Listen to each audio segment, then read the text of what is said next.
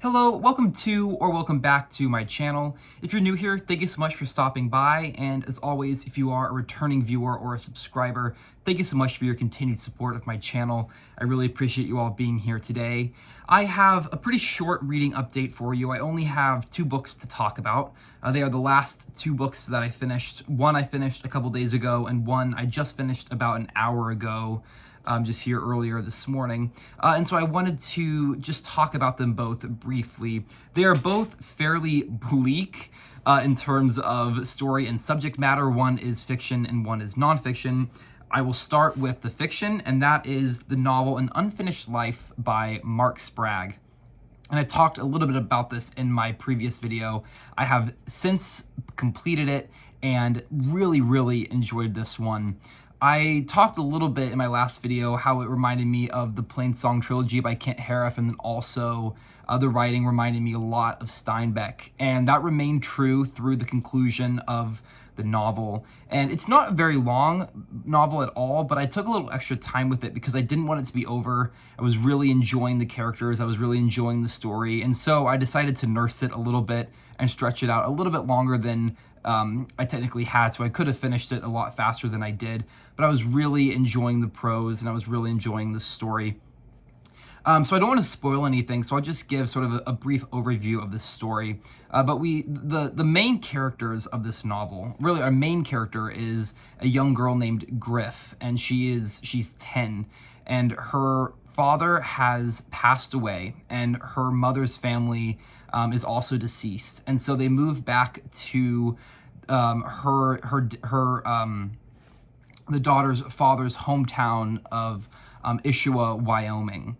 And this girl, Griff, does not know that she has a grandfather, a man named Einar Gillickson, in Ishua, Wyoming. And so she finds out that she has this grandfather that she didn't know she had, that her mother had never told her about. The mother's name is Jean. And her mom, Jean, is sort of a down on her luck woman who has had a series of bad relationships, and she has finally decided to leave her current relationship after it takes a very bad turn, and for the protection of herself and her daughter, they decide to leave and return to her deceased husband's hometown.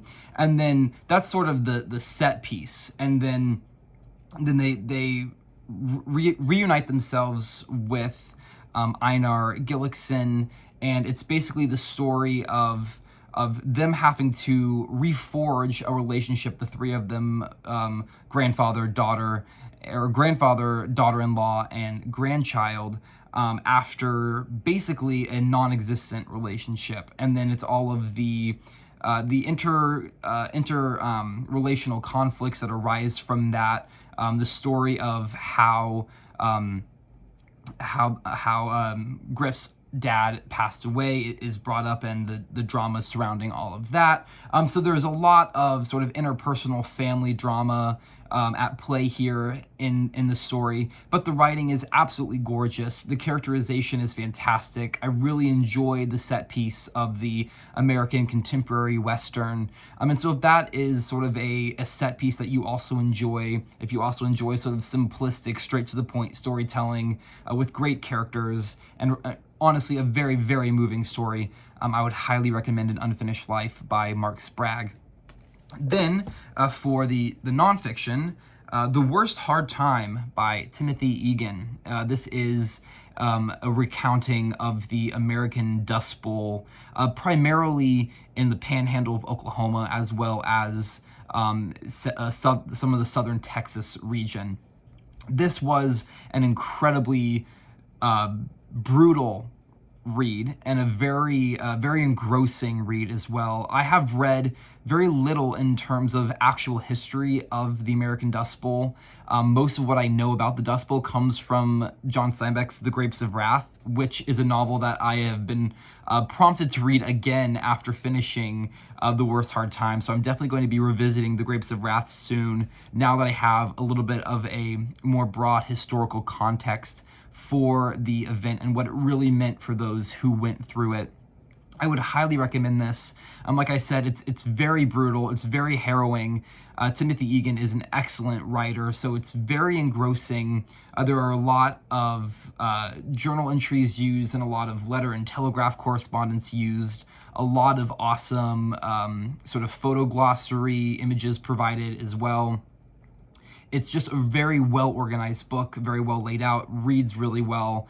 I don't want to really spoil too much about the stories presented in here because I went into them unaware, and I think it made the experience even better. So I will just say, if you are interested at all in reading about the American Dust Bowl, sort of what it was like for those living in the panhandle of Oklahoma and in the sort of the Southwest United States that suffered from this event, I would highly recommend The Worst Hard Time by Timothy Egan.